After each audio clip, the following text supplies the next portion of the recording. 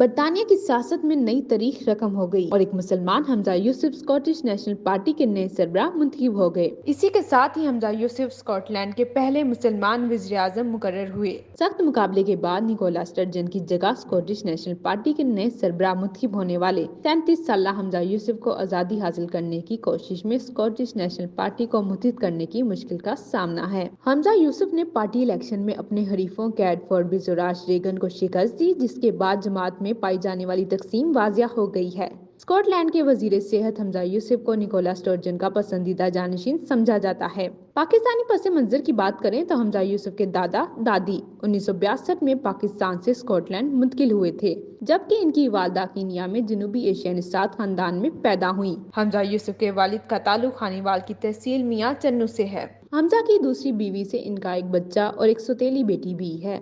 حمزہ Scottish parliament سے 28 مارچ کو اعتماد کا ووٹ لیں گے، جس کے بعد وہ باضابطہ طور پر فرسٹ منسٹر بن جائیں گے۔ سال 2011 میں 26 سال کی عمر میں اسکاٹش پارلیمنٹ کا رکن بننے والے حمزہ یوسف کو کم عمر ترین رکن پارلیمنٹ ہونے کا اعزاز حاصل ہے۔ وہ اسکاٹش کابینہ میں وزیر انصاف اور ٹرانسپورٹ بھی رہ چکے ہیں۔ پہلی بار رکن پارلیمنٹ بننے پر حمزہ یوسف نے اردو اور انگریزی دونوں زبانوں میں حلف اٹھایا تھا۔ نتائج کے بعد حمزہ یوسف نے ایڈنبرا میں خطاب کرتے ہوئے کہا، "ہم وہ نسل ہوں گے جو اسکاٹ لینڈ کو آزادی دے گی۔" حمزہ کے مطابق آزاد اسکاٹ لینڈ کو بادشاہت ختم کرنے پر غور کرنا چاہیے۔ حمزہ یوسف کو قیادت کی خاطر پارٹی متحد کرنے کی بھی کوشش کرنی ہوگی، جس کے باعث آزادی اور سماجی مسائل کے بارے میں امیدواروں کے نقطہ نظر پر اختلافات سامنے آئے ہیں۔ اس حوالے سے حمزہ نے کہا کہ جہاں اختلافات ختم کرنے کی ضرورت ہے، وہاں ہمیں جلد از جلد ایسا کرنا چاہیے، کیونکہ بطور ایک پارٹی جب ہم متحد ہوتے ہیں تو سب سے مضبوط ہوتے ہیں، اور جو چیز ہمیں متحد کرتی ہے وہ ہماری قوم کو آزادی دلانے کا مشترکہ مقصد ہے۔ اسکاٹ لینڈ پارلیمنٹ کی جانب سے منظور کردہ ایک بل روکنے کا برطانوی حکومت کا فیصلہ چیلنج کرنے کا عندیہ بھی دیا،